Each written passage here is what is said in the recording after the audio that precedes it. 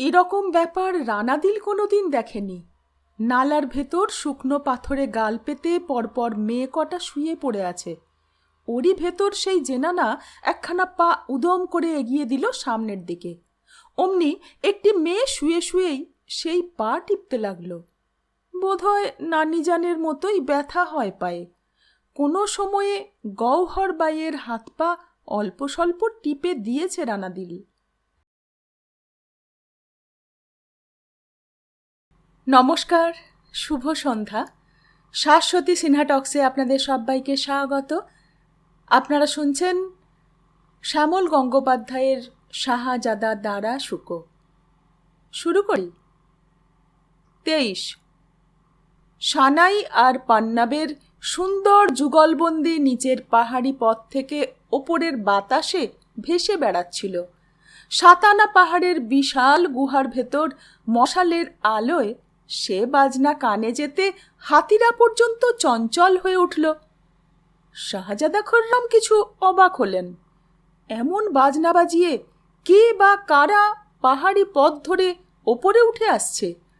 এখানকারই কোনো পাহাড়ি বুনো রাজা? তাই বা কি করে হয়? বুনো রাজার জুলুসে তো সানাই বাজবে না। তবে কি হিন্দুদের কোনো ব্রতের দিন আজ? তাও তো না। তাহলে ভারী সুন্দর সুরেলা গত, শুনলে দোলা লাগে ভেতরে। ভাটের দল গাইতে বাজাতে বেরিয়ে পড়েনি তো? তাই বা কি করে হয়? ওয়াতান জায়গিরদারের পোষা জীব ওরা। জায়গিরদার বেরোলে ওরা বেরোবে, না বেরোলে ওরা বেরোবে না। বাজাতে বাজাতে মিছিল এবার পাহাড়ি ঘুর পথের মাথায় উঠে শাহজাদা খুররমের চোখে স্পষ্ট হলো। বোঝা যায় পাকা বাজনদারও যেমন আছে তেমনি আছে লড়াকুর দল। নয়তো অত ঘোড়া কেন? কেনই বা অত ঘোড়সওয়ার? আগ্রার কোনো নতুন চাল নয় তো? বাদশাহ বেগম নূরজাহানের বড় শখ শাহজাদা খুররম আগ্রার দেওয়ানি খাসে বাদশাহ সেলিম জাহাঙ্গীরের মবারকে খোদ হাজির হোক, নইলে তার খোয়াইশ যে পূর্ণ হয় না। বাদশাহ বেগম নূরজাহানের স্বপ্ন শাহজাদা খুররম খোদ হাজির হয়ে বাদশার হুকুমে বন্দী হয়ে গোয়ালিয়র দুর্গের অন্ধকার কয়েদখানায় পড়ে পড়ে পচুক। এখানে তেমন ঘোড়সওয়ার নেই। ওরা নিশ্চয় আগ্রার হয়ে আমায় জিন্দা পাকড়াও করতে এসেছে। কিন্তু এতটা পথ এলো কি করে?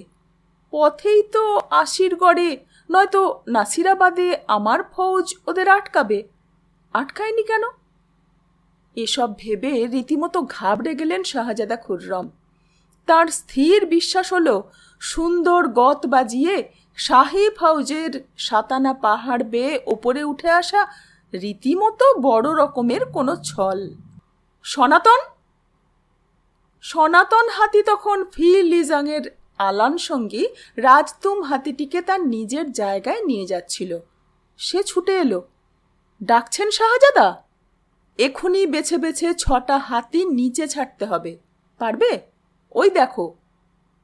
হাতি ছাড়া মানে হাতি লেলিয়ে দেওয়া। ঘি, চিনি, জব, আখ তো ওরা খাই। লড়াকু হাতিদের মেজাজ সারিপ রাখতে শাহজাদা খুররম শরাবের কোনো খামতি রাখেন না। 2 বছরের ওপর পিছু হটতে হটতে নাসিকে এসে ডেরা ডান্ডা ফেলার পর প্রায় শেষ কড়িটি পর্যন্ত কুড়িয়ে বাড়িয়ে নাজার পাঠাতে হয়েছে বাদশার মোবারকে রাওয়ালপিন্ডিতে। এরপর হাতিকে আগ্রাই শরাব খাওয়ানো কঠিন। তাই ওদের এখন দেওয়া হয় পাহাড়ি রাক্সি। সে রাক্সিতে বেশ কিছুক্ষণ ওরা রীতিমতো মস্তিতে থাকে, একেবারে মাতোয়ারা। সনাতন হাতি তাকিয়ে দেখল নানা রঙের পোশাকে একদল বাজনদার একেবারে সামনে, তাদের পেছনে পেছনে ঘোড়সওয়ার। আর দেখা যায় না। মাথার চুল আর গালের দাড়ি একাকার হয়ে গেছে সনাতনের, তাতে আবার জট। সেই জট চুলকে সনাতন বলল, মাফ করবেন শাহজাদা, এভাবে হাতি ছাড়া খুব ভুল কাজ হবে।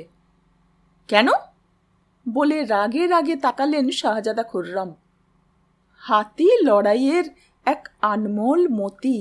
মন মেজাজ তৈরি নেই, এ অবস্থায় ছাড়লে হাতি ঘায়েল হবে শাহজাদা। কি ভাবলেন শাহজাদা, তারপর বললেন, ওরা তো এগিয়ে আসছে, আটকাবে কি করে? কজন বা ঘোড়সওয়ার আছে আমাদের এখানে? যা করার এখনই করতে হবে সনাতন। হাজরাত, আমি মোটে 2টি হাতি নেব। এই যে বললে হাতি ঘায়েল হতে পারে, মন মেজাজ তৈরি নেই ওদের।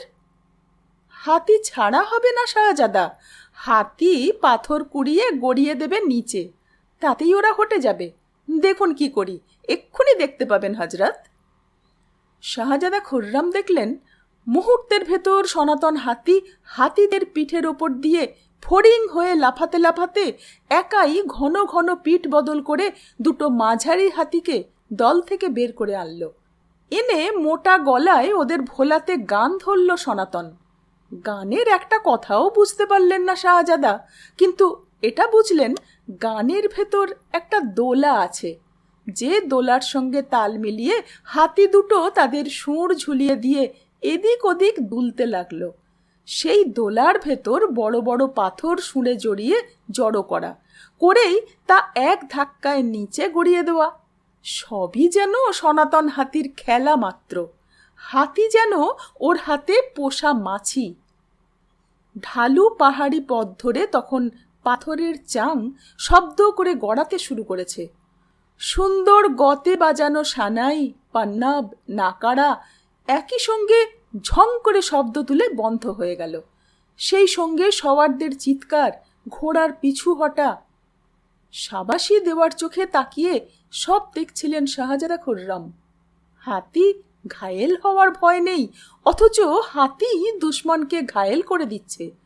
এত তাড়াতাড়ি অন্য কোনো রাস্তায় ওদের ওপরে উঠে আসা আটকানো যেত না। ওই দেখুন শাহজাদা, ওই দেখুন। বলতে বলতে সনাতন হাতি দুটোকে থামালো। খুররাম মুখ তুলে দেখেন বিরাট এক সাদা পতাকা তুলে ধরা হয়েছে ওপাশে। তার মানে আর দুশ্মনই নয়। জনা 25-30 যা ঘোড়সওয়ার ছিল আশেপাশে, তারা সবাই এসে শাহজাদা খুররামকে ঘিরে দাঁড়ালো। ধরা বৃষ্টির ভেতর এক কচি ঘোড়সওয়ারের হাতে দুশ্মনী বন্ধ রাখার পতাকা, তার পেছন পেছন সানাইওয়ালা, তারপর পন্নাব বাজিয়ে নাকাড়াওয়ালা, শেষে ঘোড়সওয়ারদের মাঝখানে যিনি ঘোড়ার পিঠে বসেই শাহজাদাকে সম্ভ্রমের কুর্নিশ জানালেন, তাকে দেখেই চিনতে পারলেন খুররাম। নিজেই ঘোড়া ছুটিয়ে নেমে এলেন শাহজাদা খুররাম। আপনি খান-ই খানান? ঘোড়া থেকে নেমে মাটিতে দাঁড়ালেন খান-ই খানান মহাবত খাঁ। তারপর কুর্নিশ করে বললেন, শাহজাদা, বাগী শাহজাদা, বেদৌলত শাহজাদা, অনেক দুশ্মনী হয়েছে আপনার সঙ্গে শাহজাদা খুররাম। ওসব কথা পরে বলবেন খান-ই খানান, আগে আপনার আরাম দরকার। কত দূর আগ্রা থেকে আসছেন? মহাবত খাঁয়ের বয়স হয়েছে, নাগরা ভর্তি হয়ে পায়ের পাতা, 2 পায়েই পাকা চুল দেখা যায়। তামাম হিন্দুস্থান জানে তিনি একজন বেয়াড়া বাঘ। তাকে বাঘ মানানো যায় না, পোষ মানানোও যায় না। এমন মানুষ যার পেছনে বাদশার মসজিদে লাখো লাখো সেপাই এসে দাঁড়াবে, তিনি কেন হঠাৎ মধুর গত বাজানো বাজনদারদের সামনে নিয়ে সাদা পতাকা উড়িয়ে পাহাড়ি পথ ঠেলে ওপরে উঠে এলেন? আর আমার ফৌজের বাধা এড়িয়ে এতটা এগিয়ে এলেনই বা কি করে? সবই ভোজবাজির মতো লাগছিল শাহজাদা খুররামের। আপনি ভুল করছেন শাহজাদা। খুররাম ঘুরে তাকালেন। অজান্তে ডান হাত চলে গেল কোমরে, সেখানে ঝুলছে বিরহা কুড়োল। বন্ধু সাজিয়ে মৃত্যুর ফেরেস্তার মতো আজরাইল সমান এত বড় যোদ্ধা মহাবত খাঁকে পাঠাননি তো বাদশা বেগম? খুররাম মুখে বললেন, কি ভুল? শাহজাদা, আমি আর খান-ই খানান নই। খান-ই খানান নন? ঠিক বুঝে উঠতে পারছি না। মহাবত খাঁ এগিয়ে এসে খুররামের 2খানি হাত ধরলেন। আমি আপনার আব্বা হুজুরের জওয়ানি দিওয়ানি দিনের সঙ্গী। জানি, সেলিম যখন ইলাহাবাদের সুবেদার, তখন আপনি তার খান-ই সামান ছিলেন। জানি, কিন্তু আর থাকা গেল না শাহজাদা। আমি আপনার ভাই শাহজাদা পারভেজের আতালিক হয়ে আপনার অনেক খোয়াবে বাদ সেধেছি। তাতে কি হয়েছে? শাহজাদারও কিছু খোয়াবই থেকে যায়। জানেন নিশ্চয় শাহজাদা পারভেজ আর নেই। নেই? হ্যাঁ, শেষে তার আতালিক ছিলেন খানজাহান লোদি। তিনিই বা কি করবেন? বাদশাহ বেগম নূরজাহানের ইচ্ছে মানসাবি বেড়ে 40,000 সওয়ারও হলো, আর অমনি ইজফা পেয়ে পেয়ে বেসামাল শাহজাদা পারভেজের আফিম দৌগুনি, ভাং চৌগুনি হয়ে গেল। দুজনই খানিকক্ষণ চুপচাপ। ওদের দুজনের দিকে দু তরফের ঘোড়সওয়াররা চোখের পলক না ফেলে তাকিয়ে আছে বাজনদারের দল, যেন চোখের ইশারা পেলেই আবার এখুনি সানাই, পান্নাব, নাকাড়া, ঢোল সব একসঙ্গে বেজে উঠবে। আকাশ বুঝি কিছুটা ধরল। আপনি এখন কোত্থেকে আসছেন? আগ্রা থেকে? আগ্রার খবর কি? মহাম্মদ খাঁ শাহজাদা খুররামের দুখানি হাত ধরলেন। শাহজাদা, আমি এখন আপনার ছায়ায় থাকতে চাই। ঠিক বুঝলাম না। আমি আগ্রায় থাকি না অনেক দিন শাহজাদা। আপনাকে তাড়া করে ফিরেছি দক্ষিণে, আবার দক্ষিণ থেকে পূবে, আবার দক্ষিণে। ও কথা থাক, এখন আগ্রা থেকে আসছিও না। তবে কোত্থেকে আসছেন? পেশোয়ার শাহজাদা। পেশোয়ার? হ্যাঁ শাহজাদা, পেশাওয়ার। আজ আমিও আপনারই মতো বাগী, বেদৌলত। বাদশাহ বেগম নূরজাহানের মোহর খোর পাঠানচরের দল আমার জন্য পেশোয়ারে ওত পেতে বসেছিল। আমি কিছুই জানতাম না। বাদশাহ জাহাঙ্গীরের হুকুমে কাবুল রওনা দিলাম। পথে পেশোয়ার গেছি, সেখানে দেখি এই অবস্থা। ওরা আমায় লাহোর অবধি তাড়া করে এলো। তখনই ঠিক করেছি আমি আপনার সঙ্গে হাত মেলাবো। আমার দুশ্মনের দুশ্মন আমার দোস্ত। আপনি কি আমায় নেবেন শাহজাদা? ও সব কথা পরে হবে, এখন আপনার আরাম দরকার। এই বাজনদারদের কোথায় পেলেন? গিরনা নদী পেরোবার সময় দেখি এক শাদির বরাত যাচ্ছে, সঙ্গে ভারী সুন্দর এই বাজিয়ের দল। ভাবলাম যাচ্ছি শাহজাদা খুররামের মোবারকে, তার সঙ্গে দুশ্মনী করে এসেছি এতকাল, এবার তার সঙ্গে দেখা হবে সানাইয়ের গতে।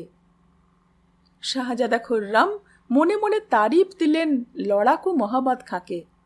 এই হলো গিয়ে মহাবত খাঁ, দুশ্মনির সময় শের, অন্য সময় দিল খোলা জাহাবাজ, আবার আপন ভোলাও বটে।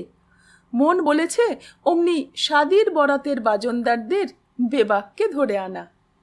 শাহজাদা জানতে চাইলেন আগ্রার খবর কি? বাদশাহ বেগম নূরজাহান হিন্দুস্থানের মসনাদে বসাতে চান শাহজাদা শাহরিয়ারকে। তাই নাকি? আর তার ভাই উজিরে আজম আসফ খাঁ কি চাইছেন? তিনি আপনার শ্বশুরও বটে। মনে মনে তিনি কি চান তা আপনিই ভালো বুঝবেন। তবে বাইরে তিনি যা বলছেন তা হলো আমি ইনসাফির পক্ষে, আমি ন্যায়ের দিকে। শাহজাদা খসরুর বড় ছেলে দাওয়ার বক্স হিন্দুস্থানের ভাবি বাদশাহ। শাহজাদা খুররাম ভেতরে ভেতরে কেঁপে উঠলেন। কেন কাঁপলেন তা তিনি জানেন না। চোখ তুলে দেখলেন দাড়ি গোফের ভেতর দিয়ে সনাতন হাতি মোঘল শাহীর পয়লা সারির মানসাবদার মহাবত খাঁকে খুঁটিয়ে খুঁটিয়ে দেখছে। আসমানে অনেক তসবিরই ফুটিয়ে তোলে মেঘ, আলো আর ছায়া, কিন্তু কোনো ছবি পাকা নয়। আলো, ছায়া, মেঘ সব সময় জায়গা বদলাচ্ছে। ইনসানের ভাব, ভালোবাসা, রাগ, ঘেন্না, নাফরাতিও বদলে বদলে যাচ্ছে। যমুনা এখন আগ্রার আসমানের নীল ছায়া।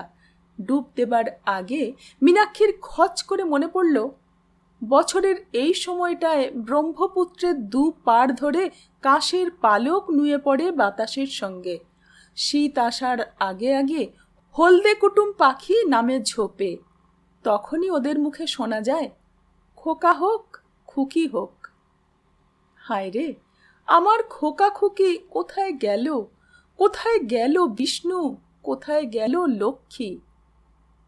এমন সময় মীর সাফির লম্বা ছায়া পড়ল জলে। তা দেখেই ভুস করে ডুব দিল মীনাক্ষী। চরের বালির ডিবিতে পা ডুবিয়ে দাঁড়ানো সাফি চেঁচিয়ে উঠল, সকাল সকাল বেরোবে বলে নিজে চান করতে নামলে এখন? এই তো হয়ে গেল বলে তাড়াতাড়ি উঠে এলো মীনাক্ষী। জায়গাটায় জল কম, গভীরও নয়, তবে একটু পা হড়কালেই ঘূর্ণি টানে পড়ে যাওয়ার ভয়। এদিক থেকেই যমুনা চওড়া হয়ে ফতেপুর সিক্রির দিকে বাঁক নিয়েছে। কুয়াশা ছিঁড়ে ছিঁড়ে চর জায়গায় ভোরের রোদ উঠছিল। তার ভেতর একটু পরে মাথা মুছে ঝুপড়ি থেকে যখন মীনাক্ষী বেরিয়ে এলো, তখন তাকে দেখে বেশ অবাক হলো সাফি। বলল, এই না তুমি মন্দিরে যাচ্ছিলে? তা কোথায়? বলেছি আমি মন্দিরে যাব। বলনি, কিন্তু যেদিন ভোর ভোর চান করো সেদিনই তো আমি যোধাবাই ঘাট অবধি তোমায় এগিয়ে দিয়ে আসি। সেখান থেকে দিব্যি পায়দালে রাধারানীর মন্দিরে চলে যাও। আমি যোধাবাইয়ে বসে থেকে থেকে তোমার হয়ে গেলে তোমায় নিয়ে ফিরি। আজ না পরেছ শাড়ি, না দিয়েছ সিঁদুর কপালে, এই সালোয়ার কামিজে নিশ্চয় মন্দির যাচ্ছ না? না, যাচ্ছি না। তাহলে তাহলে এই সাত সকালে চান টান সেরে কোথায় চললে? একটা নতুন জায়গায় যাব। কোথায়? তুমি তো সঙ্গে থাকছো, দেখোই না কোথায় যাই। সাফি এই বছরে মীনাক্ষীর ধাত ভালো রকম বুঝে গেছে। তার চেয়ে 2-4 বছরের বড় এই জেনানা কখনো এতই নরম সরম লাজুক যে ভয় হয় এই বুঝি ভেঙে গেল, কিংবা লজ্জায় মুছে গেল বুঝি। আবার কখনো মনে হয় এত জেদ, এত তেজ নিয়ে একজন আওরাতের সংসার করতে নামা উচিত নয়। যমুনার ভাঙা পাড় ধরে দুজন খানিকক্ষণ ধরে হেঁটে বটতলার ওখানটায় জলের কিনারায় বটের ঝুড়ি ধরে একদম ওপরে উঠে এলো। প্রথমে মীর সাফি উঠল, তারপর হাত বাড়িয়ে মীনাক্ষীকে সে ওপরে তুলে নিল। নিচে শান্ত ঘুমন্ত যমুনা, কয়েক হাত ওপরে বাঁধানো রাস্তা, দোকানপাট, শানদার হাভেলি, হরেক কিসিমের ব্যাপারী, খদ্দের, সাজানো হাতির মিছিল, মন্দিরের কাঁসর ঘণ্টা, মসজিদ থেকে আজানের ডাক। সব মিলিয়ে আগ্রা শুধুই হিন্দুস্থানের রাজধানী নয়, আগ্রা হলো গিয়ে জীবন্ত ফুটন্ত এক জীবন। সেই জীবনে বছর যোগ হয়েছে সমরখান থেকে আসা অঢেল শুকনো পিচ, খোবানি, বাবা সেতির মতো ফল, হিরাটের তাজা দুম্বা, বলকের পাহাড়ি গায়ের চামড়ার তৈরি কাম্বাদার, তার ইস্পাহানের ঝুমুরওয়ালি নাচনেওয়ালি। আসবে না কেন? হিন্দুস্থানের বাতাসে তো মোহর আশরাফি ভাসে। এর ভেতর মীনাক্ষী লম্বা পায়ে হেঁটে চলেছে আগে আগে, যেন গজনীর কোনো আমিরের মেয়ে বেরিয়েছে। সালোয়ার কামিজের টান টান চলা, কোমরের খাঁজে পা ফেলার সঙ্গে সঙ্গে চোখ ভোলানো এক আশ্চর্য টুকরো দোলুনি। এখনো মীনাক্ষী বলেনি সে এই সাত সকালে কোথায় যাচ্ছে। পায়ে হেঁটে হেঁটে রাজধানী আগ্রার অনেকটাই এখন ওদের দুজনের বেশ চেনা, যেমন চেনা হয়ে গিয়েছিল একসময় কনৌজ, গঙ্গার গায়ে গায়ে কিছু শহর গঞ্জ জায়গা, যেখানে নসিবের খোঁচায় এই বছর ওদের দুজনকে ঘুরতে হয়েছে। এ তো বড়ে মসজিদের রাস্তা। কোথায় যাবে মীনাবাই? যেখানে গিয়ে থামবো দেখতেই পাবে। মীর সাফি দেখছিল আজ জুম্মাবার। রাস্তার দুধারে ভালো ভালো হাভেলির সামনে মিশকিনরা এর ভেতরেই এসে বসে গেছে। আজ খয়রাত পাবার দিন। খড়ো খড়ো হেঁটে মীনাক্ষী বড় মসজিদ পেরিয়ে গেল। তখনও সাফি আন্দাজ করতে পারছিল না কোথায় যাবে মীনাক্ষী, কোথায় যাচ্ছে মীনাক্ষী। বড়ে মসজিদের পর এদিকটায় আগ্রা নিজেকে মুছতে মুছতে একদম দেহাতে গিয়ে মিশে গেছে। গুলমোহরের হলুদ পাপড়ি আর রেণু খসে খসে পড়ে ঘাস প্রায় ঢেকে ফেলেছে। সেখানেই ডান হাতে মস্ত এক হাভেলি, ভেতরে গাছপালায় ঢাকা সুন্দর ঘর বারান্দা, তাতে বড় বড় জানলা, জানলায় জানলায় পর্দা, বেনে ঘাসের ঢাকা চাপা, যা কিনা গরমে বাতাসের হলকা আটকায়। মীনাক্ষী থামল। তাকে থামতে দেখে মীর সাফি অবাকই হলো। এখানে কোথায় যাবে? মীনাক্ষী কোনো কথা না বলে একটু পেছন ফিরে কোমরে গোঁজা খেরিয়া থলেটা বের করল। তারপর থলে থেকে কয়েকটা আশরাফি বের করে গুনতে শুরু করল। কি হচ্ছে মিনা? কোথায় যাবে? গুলমোহরের হলুদ পাপড়ি ঢাকা ঘাস জমির সামনে হাভেলিটা হাতের আঙুলে দেখিয়ে দিয়ে মুখে মুখে আশরাফি গুনতে লাগলো মীনাক্ষী। ওটা তো আব্দুল হক দেহলবির হাভেলি। ওখানে কি দরকার তোমার? হাসি হাসি মুখ করে মীনাক্ষী মনে মনে আশরাফি গোনা না থামিয়ে বলল, সব তোমায় বলতে হবে? হ্যাঁ, বলতে হবে। তুমি আমার বিবি, তোমার ভালো মন্দ বিপদ আপদ সব কিছুই আমাকে দেখতে হয়। তাই বুঝি? বলেই মীনাক্ষী বেশ সুরেলা গলায় বলে উঠল, লা ইলাহা ইল্লাল্লাহ মুহাম্মাদুর রাসূলুল্লাহ। কি ব্যাপার? বেশ অবাকই হয় সাফি। কোনো ব্যাপারই নয়, শুনে শুনে মুখস্থ হয়ে গেছে। ভারী সুন্দর সুর। মানেটা জেনে আরও ভালো লাগলো। আল্লাহ এক, তিনি ছাড়া আর কাউকে পুজো করার নেই। মোহাম্মদ তার পাঠানো দূত। এত সব শিখলে কখন? বলতে বলতে এই জেদি জেনানার নতুন জেদ দেখে মায়ায় ভালোবাসায় হেসে ফেলল সাফি। এত দুঃখ কষ্টের ভেতর ফেরেশতা মিকাইল আমাদের রুটি দিয়েছেন, পানি দিয়েছেন। ভীষণ অবাক হয় সাফি। ফেরেশতাও জানো তুমি? বাহ, জানবো না? ফেরেশতা তো আমাদের দেবতার মতোই। রামায়ণ মহাভারতে অনেক আছেন। যমের মতোই ফেরেশতা আজরাইল জীবন নেন। বলতে বলতে মীনাক্ষীর মুখে কি এক বিশ্বাসের আলো ফুটে উঠল। সে সুর করেই বলল, বিসমিল্লাহ রহমানে রহিম।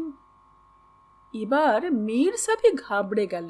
সে মীনাক্ষীর ডান হাত ধরে একটা ঝাঁকুনি দিয়ে বলল, কি হচ্ছে মিনাবাই? কি হয়েছে তোমার? রাস্তা দিয়ে যারা এসে আব্দুল হক দেহলবির সামনে জড়ো হচ্ছিল তাদের অনেকেই কিছু অবাক হয়ে ওদের দুজনকে দেখছিল। কিছু হয়নি তো। আমি তোমার ধর্ম নেব সাফি। আমার ধর্ম? ও, বলে হেসে ফেলল সাফি। সে তো তুমি নিয়েই বসে আছো মিনাবাই। আমায় কি ভালোবাসো না তুমি? সেটাই তো আমার ধর্ম মিনা। ওরকম নয়, আমি হিন্দু মেয়ে। আমার স্বামীর ধর্মই আমার ধর্ম। এখন এই হাভেলিতে যাব, চান সেরে এসেছি। কেন? কি হলো মিনাবাই? আমি কালমা পড়ে আজ মুসলমান হব। তোমার ধর্মই আমার ধর্ম, সেজন্যেই আজ এখানে এসেছি। হঠাৎ সাফির মুখখানা পাথুরে হয়ে উঠল। সে ভীষণ শক্ত করে মীনাক্ষীর ডান হাতখানা ধরল। কি জন্যে তুমি এসেছ জানি মিনাবাই। কি জন্যে? আখেরে কিছু গুছিয়ে নেবার ইচ্ছে হয়েছে, তাই। কার ভালো লাগে শীতে রোদে ঝড়ে জলে বেলি চামেলি ফোটাতে? তাই নয়া মুসলমান হয়ে দেওয়ানখানায় গিয়ে লাভের কাজ পাওয়া, ঘরে শুয়ে শুয়ে শাহী মেজারগালের আশরাফিতে পায়ের ওপর পা তুলে দিন কাটানোর মতলব? নয়া মুসলমান হয়ে মাদাত ইমায়েশে জমি চাও মুফাতে, তাই না মিনাবাই? ছি ছি সাফি, তোমার মনটা বড় নিচু। আগ্রার কাছে আমি কোনো দিন কিছু চাই না। আমি চাই তোমার বিবি হিসেবে তোমারই ধর্ম নিতে, তোমার ভেতরে আরও মিশে যেতে। বলতে বলতে হু হু করে কেঁদে ফেলল মীনাক্ষী। সেই দশাতেই সে বলতে লাগলো, এক সময় আরেকজনের বউ ছিলাম আমি, তার ছেলে মেয়ের মা আমি। তার মুখখানা ভেসে উঠলে পাছে সেদিকে ভেসে যাই আবার। সনাতনকে দেখেছ নাকি? দেখতে পেলে? হ্যাঁ বা না কিছুই বলল না মীনাক্ষী। শুধু বলল, তাই আমি তোমায় শক্ত করে ধরতে চাই। মীর সাফি আর কিছু বলতে দিল না মীনাক্ষীকে। একটা টাঙা যাচ্ছিল পাশ দিয়ে, সেটাকে থামিয়ে মীনাক্ষী তুলে পাশে বসল। বিনে পয়সার তামাশা দেখতে লোক জমে যাচ্ছিল। মীনাক্ষীর পাশে বসে পরিষ্কার গলায় বলল, তুমি তো সত্যিই সনাতনের। আমি কে? মীনাক্ষী চোখের জল মুছল না, আড়াল আবডালের কথাও ভুলে গেল। সে ভীষণ জোরে সাফির ডান হাতখানা নিজের 2 হাতে জড়িয়ে নিতে গেল। টাঙার পেছনে বসা এই আজব মিয়া বিবিকে আগ্রা চোখ ভরে দেখতে লাগল। বাড়ে মসজিদ পেরিয়েই টাঙ্গা ধাঁ করে বাঁক নিল। সাফি তখন বিড়বিড় করে বলছিল, সারা হিন্দুস্থানে মুসলমান না বানিয়ে দেহলবি সাহেব থামবেন না দেখছি। যত সব, দেওয়ানখানাও হয়েছে তেমনি। দুনিয়ার মজাটাই এমনি যে কোনো কিছুই থেমে থাকে না। পোকায় কাটা বেগুন যেমন ভেতরে ভেতরে কুড়ে গিয়ে ক্ষয় হতেই থাকে, ভোরের আলোয় দুপুর দুপুর ছায়া মিশতেই থাকে, বয়স মেহেন্দি লাগানো হাতের আঙুলের ডগার মতোই লালচে হলুদ হতেই থাকে, তেমনি গাছের ফল, গলার গান, ঠোঁটের হাসিও পাকতেই থাকে। গওহর বাই চারপাইতে বসে রানাদিলের নাচের রেলা দেখছিলেন। দুটো শীত যেতে না যেতেই এতটুকু মেয়েটা কি কাজই না তুলেছে পায়ে। বাতে অষাঢ় নিজের পায়ের ওপর চড় মেরে তাল রাখছিলেন গওহর। মেঝের বানাতে ঘুঙুর পরা ছোট্ট পা সরে সরে যাচ্ছিল রানাদিলের। তবু কোনো ভুল নেই। তারিফের ভঙ্গিতে রানাদিলের মুখে তাকিয়ে গওহর বাই হাতে তাল রাখছিলেন। হ্যাঁ রে রানা, তোর পায়ে যে লখনৌ গড়াগড়ি দিচ্ছে, চোখে জয়পুর। 6-7 বছরের রানাদিল নানি জানের এ কথায় গর্বে আনন্দে রীতিমতো ডগমগ হয়ে নাচতে লাগলো দুলে দুলে। এইটুকু বয়সে বারবার শুনে এ কথা তার জানা, তার এই কত্থক নাচে পায়ের যা কিছু কাজ তা লখনৌয়ে শেখানো হয়, আর চোখ মুখের ভাবের যা কিছু ঢং সবই জয়পুরের। নাচের ভেতর রানাদিল কি এক ভয়ঙ্কর আনন্দ পায় তা সে বুঝিয়ে বলতে পারে না। তার ছোট্ট বুক, ছোট্ট শরীরটা নাচের তালে সাপের ফনা হয়ে দুলতে থাকে। গওহর বাই মনে মনে হিসেব কষছিলেন, আর বছর 10 বাদে এ মেয়ে নিয়ে তো গোলাগুলি চলবে। চাই কি শাহী ঘরানায় কোনো সুলতান কি শাহজাদা যদি আশিক হয়ে দাঁড়ায় তো কথাই নেই, তলোয়ারের ঝনঝনানি শুরু হয়ে যাবে। খুবসুরতেই না মেয়েটার বিপদ ডেকে আনে। রানাদিলের এই দরবারি নাচের পাশে এখনকার এক নতুন ওঠা নাচের তুলনা টেনে দেখছিলেন গওহর। আহমদনগর, বিজাপুর, গোলকুন্ডা, আগ্রার তাবে আসার পর থেকে নর্মদার ওপারের মন্দির ঘেঁষা নাচ, তার সঙ্গে তালগোল পাকানো ভাও, চোখের কাজ, ঢোলের বোল আগ্রায় জায়গা পাওয়ার চেষ্টা করে আসছে। ও নাচ গওহরের 2 চক্ষের বিষ। লখনৌ, জয়পুর, কনৌজ, ফতেপুরের দিককার এই কত্থককে কোণঠাসা করতেই যেন নর্মদা পেরিয়ে ওই নাচের আগ্রায় এসে ঢোকা। বেনারসি ঠুংরির চৈতি ঝনাৎকার যেন পায়ের পাঁজরে ঘুরে ঘুরে বেজে যাচ্ছিল রানাদিলের। এক একটা মোচড় দেয় বাঁয়ে, আর নানি জানের মুখে ফিরে তাকায় রানাদিল। নাচের ঘূর্ণিতে একটা মাত্রা কোথায় পড়ে যেতে গওহর বাইয়ের কানে তাল কেটে গেল। অমনি তিনি হাতের কাছের ছিপটিখানা ছুঁড়ে মারলেন। ছিপটি যে অমন করে 2 পায়ের ফাঁকে পড়ে জড়িয়ে যাবে তা ভাবতে পারেননি গওহর বাই। রানাদিল উল্টে পড়তে পড়তে সামলে নিল। যদি পড়ে যেতাম নানি জান? নাচতে শিখেই খুব ঢং শিখেছিস? কি বলে অবুঝ কান্নায় ভেঙে পড়ল রানাদিল। অভিমানেরও একটা রাগ থাকে, সেই রাগে দুমদুম করে পা ফেলে সিঁড়ি দিয়ে নেমে গেল রানাদিল। গওহর তখন ডাকছেন, ওরে রানা আয়, আমি বুঝিনি, আর কখনো তোকে বকবো না। আমি কি উঠতে পারি? কোথায় গেলি? আর কোথায়? রানাদিল রাজা কি মান্ডির এই দোতলা থেকে সিধে গিয়ে সকালবেলার আগ্রার রাস্তায় পড়ল।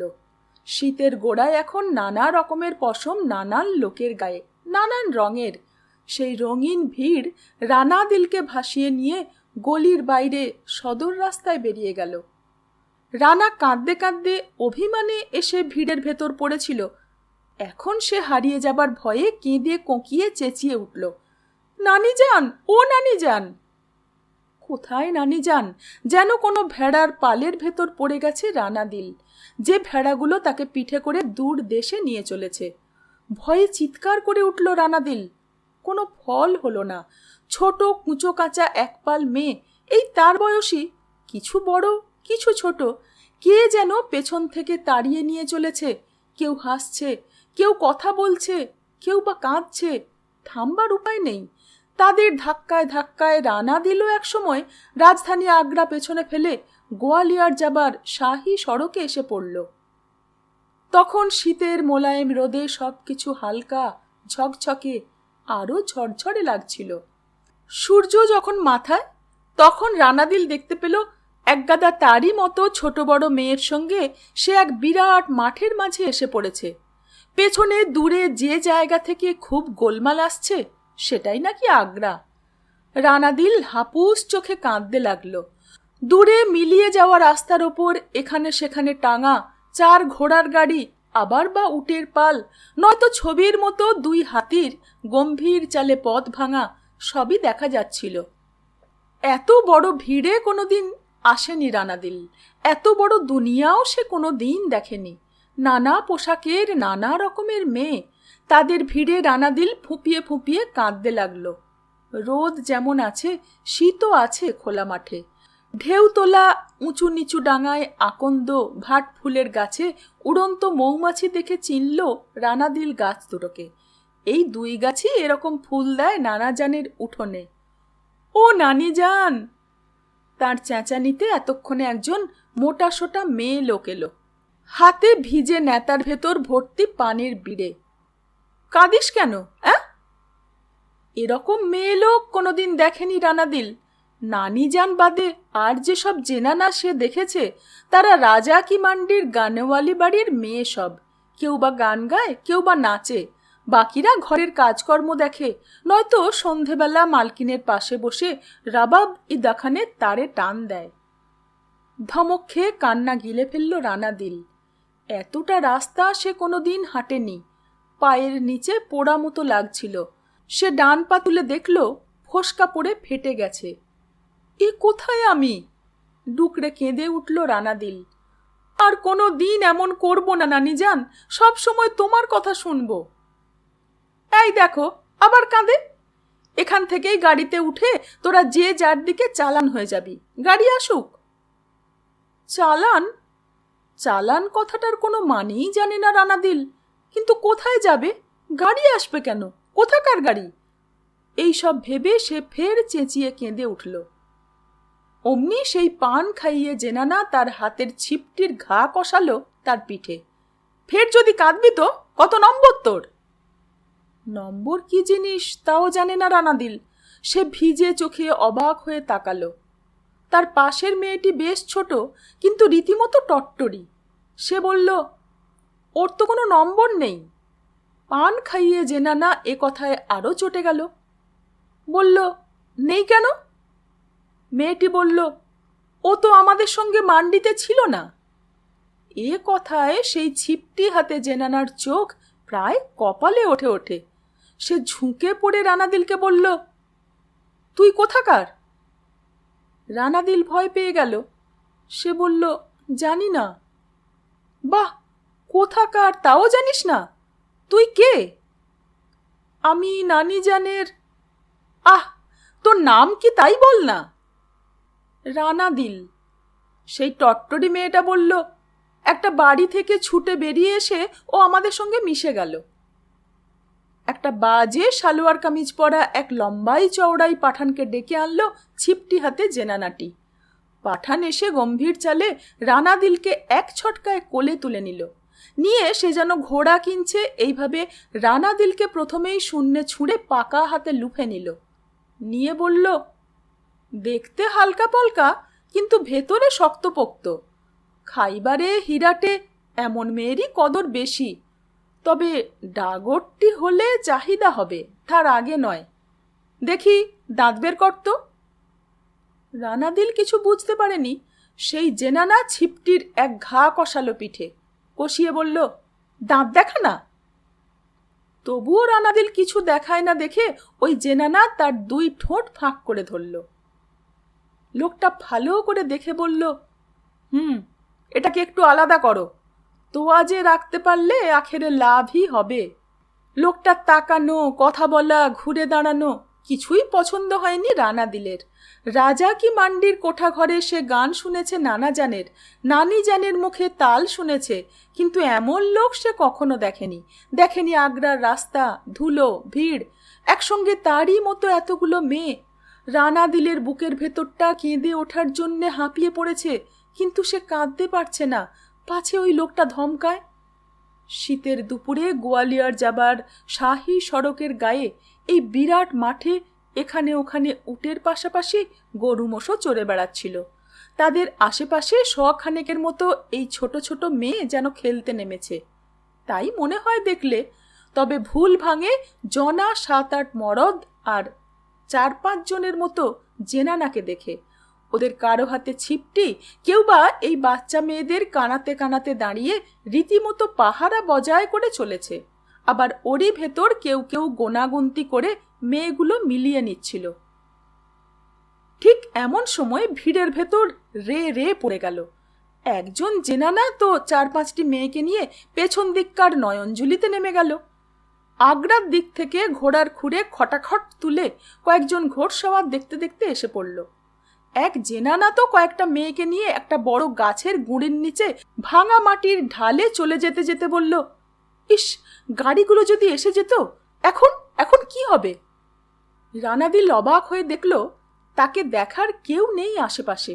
সে অমনি বর্ষার জল বয়ে যাওয়ার একটা শুকনো গভীর নালায় নেমে পড়ল। নেমে দেখল তার আগেই ওখানে 4-5টা মেয়ে ঝাঁপ দিয়ে পড়েছে। একজনের বাঁ পায়ের হাঁটু কেটে রক্ত পড়ছে। ওদের পাশে একজন জেনানা রীতিমতো চেঁচিয়ে সে ওদের বলল, চুপ করে পড়ে থাক, নইলে দেওয়ানজি এসে নিয়ে যাবে তোদের। এরকম ব্যাপার রানাদিল কোনোদিন দেখেনি। নালার ভেতর শুকনো পাথরে গাল পেতে পর পর মেয়ে কটা শুয়ে পড়ে আছে। ওরই ভেতর সেই জেনানা একখানা পা উদম করে এগিয়ে দিল সামনের দিকে। অমনি একটি মেয়ে শুয়ে শুয়েই সেই পা টিপতে লাগলো। বোধহয় নানিজানের মতোই ব্যথা হয় পায়ে। কোনো সময়ে গওহর বাইয়ের হাত পা অল্প স্বল্প টিপে দিয়েছে রানাদিল। এই নালাটা কত বড় কে জানে। মাথার ওপরটা দুধারের ঘাসে বনফুলে ঢাকা পড়েছে। ভেতরটা শান্ত, ঠান্ডা। তার ভেতর কাঁদতে কাঁদতে পথ করে এগোতে লাগলো রানাদিল। নানি যান, তুমি কোথায়? ওপরে তখন ঘোড়ার পিঠে বসে একটা লোক হাসিতে ফেটে পড়ছিল। তার হাসি খোলা মাঠেও শক্ত জিনিসের মতোই গড়িয়ে যাচ্ছিল। তোরা তাহলে এই দেওয়ান রাজারামকে বোকা বানাতে চাস? দিব্যি মুসাফিরি ঢঙে রাজধানী আগ্রা পেরিয়ে এলি? সেই লোকটা যে কিনা রানাদিলকে শূন্যে ছুঁড়ে দিয়ে লুফে নিয়েছিল ফের, সে বলল, না হুজুর, একদম না। আপনার মতো মগজদার ইনসান শাহী হুকুমতে কজন আছেন? চুপ কর হারামজাদা! তুই বলতে চাস এদের সবাইকে কিনেছিস শাহী ডাক থেকে?